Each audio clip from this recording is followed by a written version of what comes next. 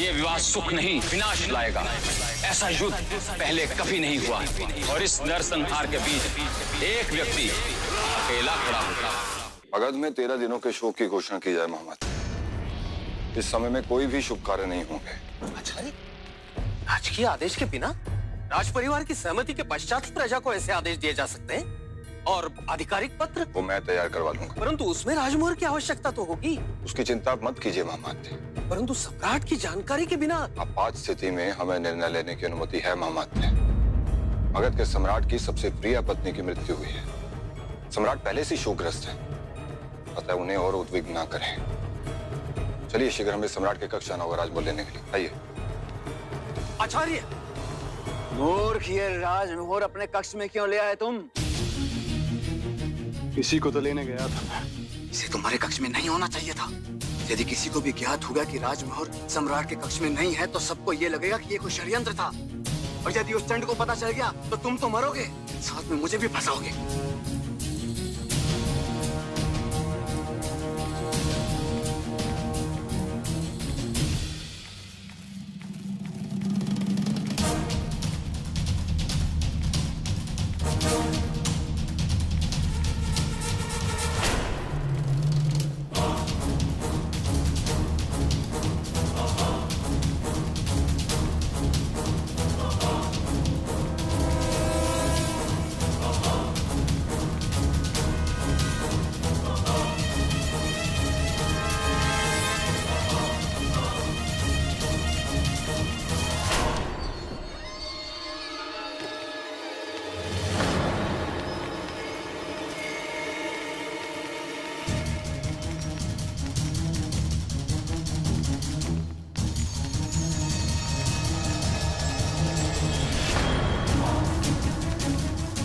आचार्य, मुझे अभी भी लग रहा है कि राजमोहर लेने से पूर्व हमें सम्राट को सूचित करना आवश्यक है।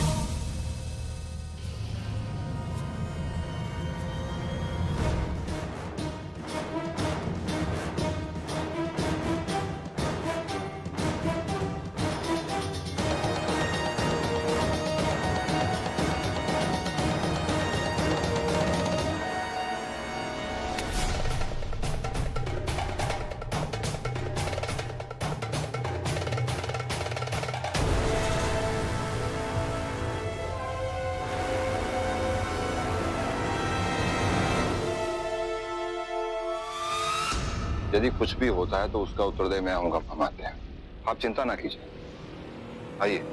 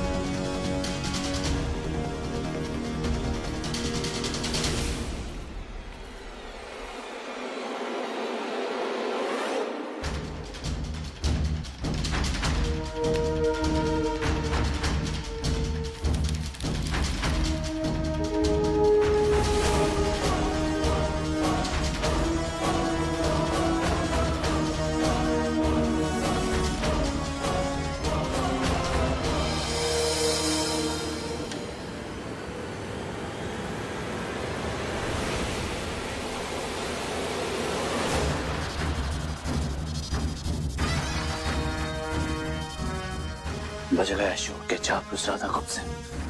अशोक को टूटते रोते बिखरते देखने में बड़ा आनंद आएगा।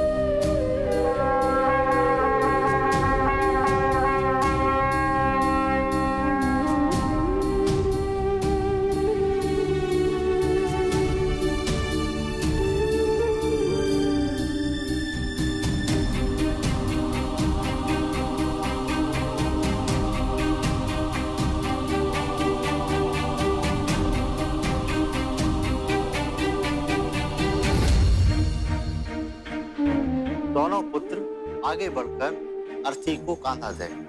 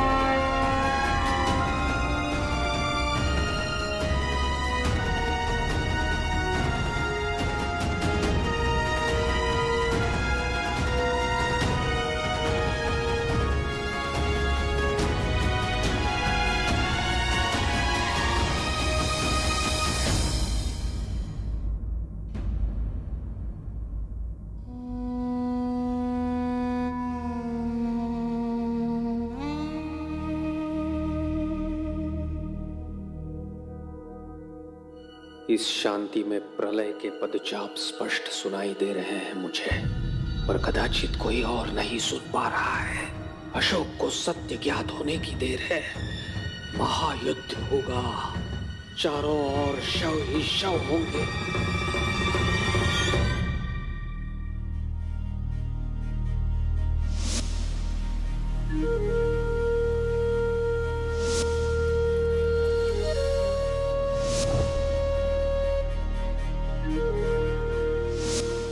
राजभवन की दहलीज लानते ही मेरा आपसे और आपके इस नवजात पुत्र से कोई भी संबंध नहीं होगा।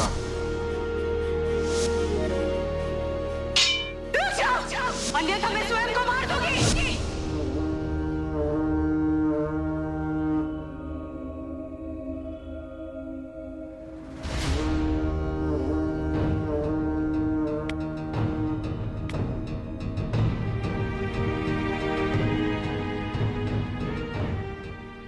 तुम्हें अनेक बार मैंने दुख पहुंचाया, ठेस पहुंचाई।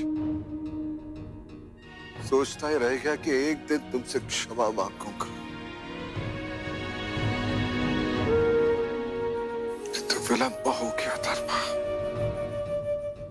क्योंकि क्षमा करने के लिए अब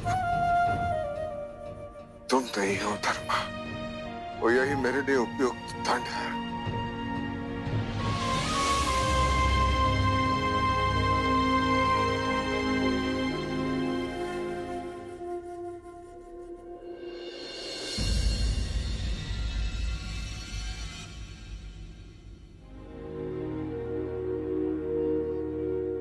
आप वचन दीजिए कि आप मुझे छोड़कर कभी नहीं जाएंगे। मैं कहाँ जा रही हूँ? तुम्हारा विवाह हुआ है, इसका अर्थ ये तो नहीं कि मेरा सारा दायित्व समाप्त हो गया। अभी तो मुझे देवी को एक साधारण कन्या से एक भावी सम्राट की पत्नी होने के लिए मार्गदर्शन करना है, और आचार्य चाणक्य की अखंड भारत के स्वप्नों को पूर्ण होते हुए देखना है। तुम्हें चक्रवर्ती सम्राट होते हुए देखना है।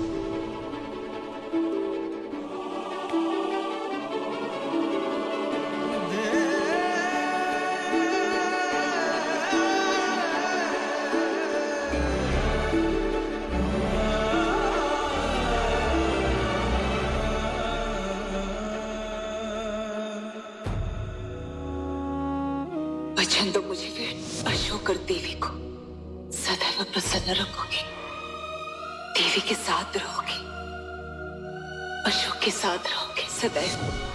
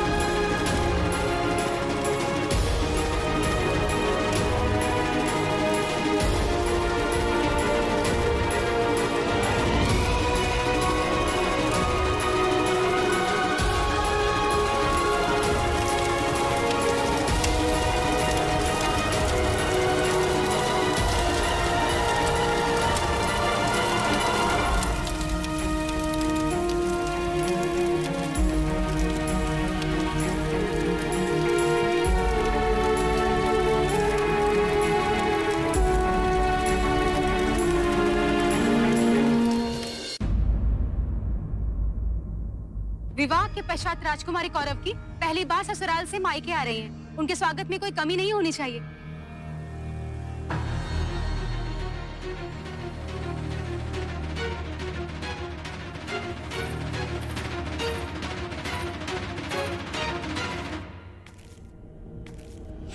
बंद करो ये सब। कोई विवाह नहीं हुआ।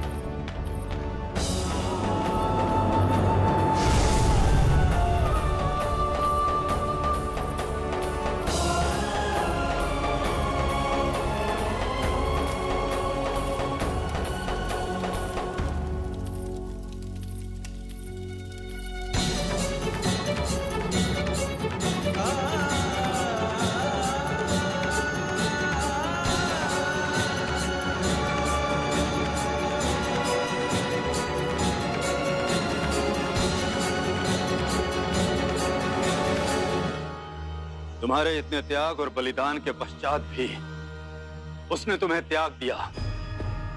किसके लिए? अपने मगध के लिए।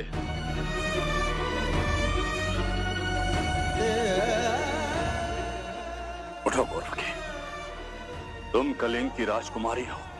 कलिंग के प्रति तुम्हारे कुछ कर्तव्य है, इसलिए आज से कलिंग ही तुम्हारी प्राथमिकता होनी चाहिए, क्योंकि यहाँ के लोग, यहाँ की भूमि तुम्हारी अपनी है।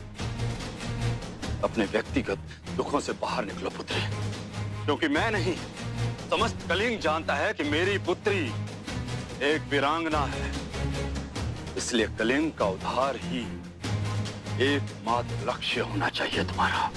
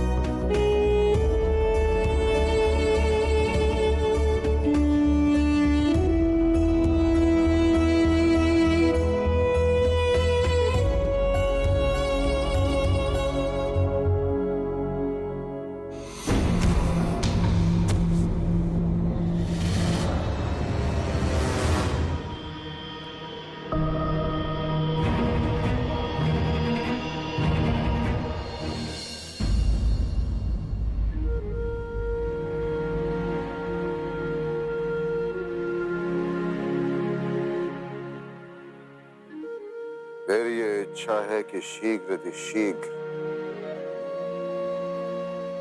धर्मा की एक मूर्ति बनाई जाए। अवश्य सम्राट, इस कार्य हेतु हम सबसे अच्छे शिल्पकार को नियुक्त करेंगे। ना ही बिंदुसार को कोई सुध है माँ, और ना ही अशोक यहाँ है। यही उचित अवसर है हमारा चंदा के राज्यवंग जाने का। इससे पहले कि अशोक अपने दुख से उभर पाए, हम उससे उसकी मातृभूमि छीन कर उसे एक और आघात दे देंगे। इस पर ऐसा गिरेगा अशोक कि फिर